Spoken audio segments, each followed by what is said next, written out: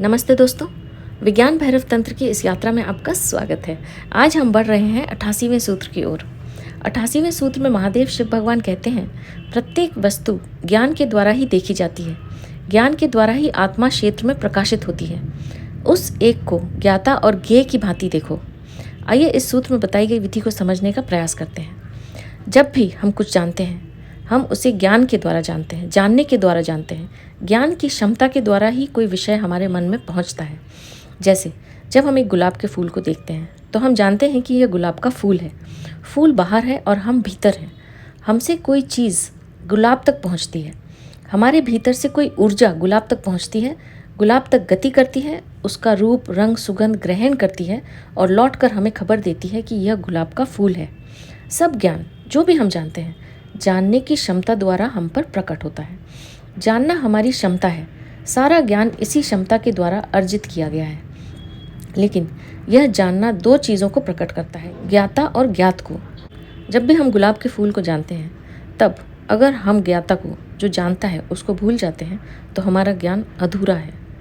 तो गुलाब को जानने में तीन चीज़ें घटित हुई, ज्ञेय यानी गुलाब, ज्ञाता यानी हम, और दोनों के बीच का संबंध यानी ज्ञान। तो जानने की घटना को तीन बिंदुओं में बांटा जा सकता है, ज्ञाता, ज्ञेय और ज्ञान। ज्ञान दो बिंदुओं के बीच, ज्ञाता और ज्ञेय के बीच सेतु की भांति है। सामान्यतः हमारा ज्ञान सिर्फ ज्ञेय को, ज्ञात को, विषय को प्रकट करता है, और जो ज्ञाता है, जानने वाला है, अप्रकट ही रह जाता है। हमारे ज्ञान में एक ही तीर होता है। वह तीर गुलाब की तरफ यानी विषय की तरफ जाता है, लेकिन वह कभी हमारे तरफ नहीं आता। और जब तक वह तीर हमारी तरफ भी न आने लगे, तब तक ज्ञान हमें संसार के संबंध में तो जानने देगा, लेकिन वह हमें स्वयं को नहीं जानने देगा। ध्यान की सभी विधियाँ जानने वाले को प्रकट करने की विधियाँ हैं। तो हमें क्या करना है? जब भी हम किसी चीज़ को जानें तो सदा जानने वाले को भी, ज्ञाता को भी जानें। उसे विषय में नहीं भुला देना है। जानने वाले को भी स्मरण रखना है। अभी आप मुझे सुन रहे हैं तो आप दो ढंग से सुन सकते हैं। एक, आपका मन सिर्फ जो कहा जा रहा है उस पर केंद्रित हो और आप सुनने वाले को भूल जाएं।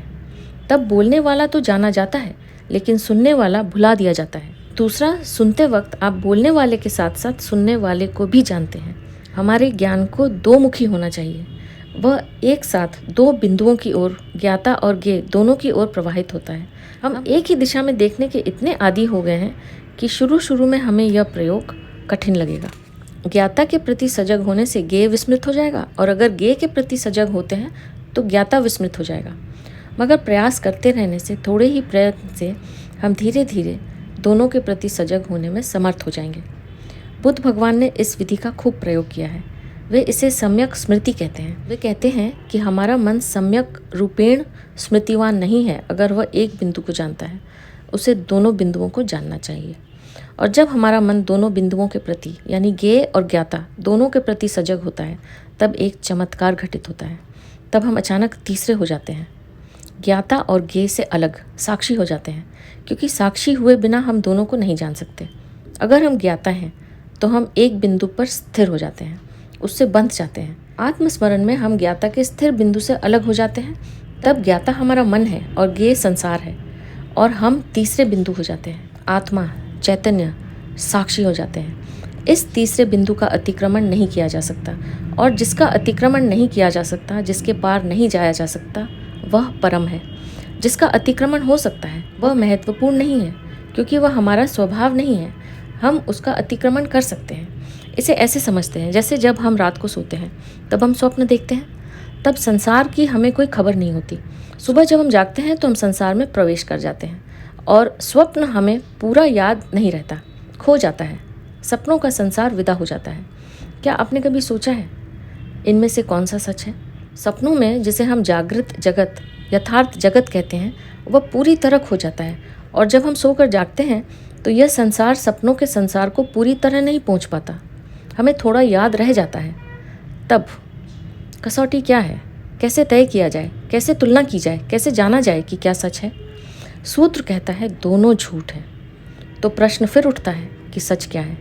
सूत्र कहता है कि सत्य वह है जो स्वप्न जगत को जानता है और जो जागृत जगत को भी जानता है, वही सत्य है। क्योंकि उसका कभी अतिक्रमण नहीं हो सकता, वह कभी हटाया नहीं जा सकता। चाहे हम स्वप्न देख रहे हों या जागे हुए हों, वह है, वह अमिट है, वह सदा है। जिसे किसी भी अनुभव से अलग नहीं किया जा सकता, वह सत्य है, वह हम है, वह हमारी आत्मा है। सूत्र कहता है प्रत्येक वस्तु ज्ञान के द्वारा ही देखी जा सकती है। ज्ञान के द्वारा ही आत्मा क्षेत्र में प्रकाशित होती है। उस एक को ज्ञाता और ज्ञेय की भांति देखो। यह सूत्र हम पर साक्षी को प्रकट कर देगा। यदि हम अपने भीतर उस बिंदु को देख सके जो ज्ञाता और ज्ञेय दोनों हैं, तब हम दोनों के पार हो जाते हैं। We transcend both the object and the subject. हम पदार्थ और मन दोनों का अतिक्रमण कर गए। तब हम बाह्य और आंतरिक दोनों के पार हो गए। तब हम उस बिंदु पर आ गए जहाँ ज्ञाता और ज्ञेय एक हैं। उनमें कोई विभाजन नहीं है। मन के साथ विभाजन है, साक्षी के साथ विभाजन समाप्त हो जाता है। लेकिन इस साक्षी का अनुभव होना चाहिए, इसलिए अभ्यास करना होगा, ध्यान करना होगा। ध्यान को एक जगह केंद्रित करना होगा, किसी एक विषय पर। पहली बात। दूसरी बात, आरंभ में हम चूक जाएंगे, यह स्वाभाविक है, लेकिन हमें प्रयास जारी रखना होगा। ज्ञाता की ओर गति करने से विषय ओझल हो जाएगा और विषय पर आएंगे तो स्वयं को भूल जाएंगे। ऐसा कुछ समय तक होगा, उसे होने देना है। देर अबेर एक क्षण आएगा जब हम अपने को दोनों के बीच पाएंगे। ज्ञाता होगा यानी मन होगा, और विषय भी होगा, और तब हम ठीक मध्य में होंगे, देख रहे होंगे दोनों को। वह मध्य बिंदु, वह संतुलन का बिंदु ही साक्षी है। और एक बार हम यह जान गए, तब हम दोनों हो जाएंगे। ज्ञाता और ज्ञेय हमारे पंख होंगे, हम दोनों के केंद्र होंगे। तब ये दोनों हमारे ही विस्तार हैं। तब संसार और भगवत्ता हमारे ही विस्तार हैं। यह केंद्र साक्षी मात्र है। सूत्र कहता है उस एक को ज्ञाता और ज्ञेय की भांति देखो। तो हमें क्या करना है? किसी चीज़ पर एकाग्रता शुरू करना है, और जब एकाग्रता समग्र हो गई तो भीतर मुड़ना है, स्वयं के प्रति जागरूक होना है, और तब संतुलन की चेष्टा करनी है, बैलेंस करना है। इसमें वक्त लगेगा, प्रयत्न की तीव्रता पर निर्भर करता है कि कितना समय लगेगा। दिन, महीने या वर्ष भी लग सकते हैं, क्योंकि यह बहुत सूक्ष्म संतुलन है। प्रयास करते रहने से यह संतुलन आता है, और जब यह आता है तब हम अस्तित्व के केंद्र पर पहुंच जाते हैं। उस केंद्र पर हम आत्मस्थ होते हैं, अचल, शांत, आनंदित, समाधिस्थ। वहाँ कोई द्वैत नहीं रहता। इसे ही समाधि कहते हैं। यह त्रिकोण का तीसरा कोण है। ज्ञाता और ज्ञेय बाकी दो कोण हैं। यह तीसरा कोण धीरे धीरे विकसित होता है और दोनों के पार चला जाता है। दोनों कोण इस तीसरे कोण के अंग हैं, और फिर भी तीसरा कोण उन दोनों के पार है, उन दोनों से ऊंचा है। तब कोई दुख नहीं रहता। दुख का अर्थ ही है ज्ञाता या ज्ञेय से तादात्म्य बना लेना। अब हम सब तादात्म्य के ऊपर हैं, परे हैं, अलग हैं।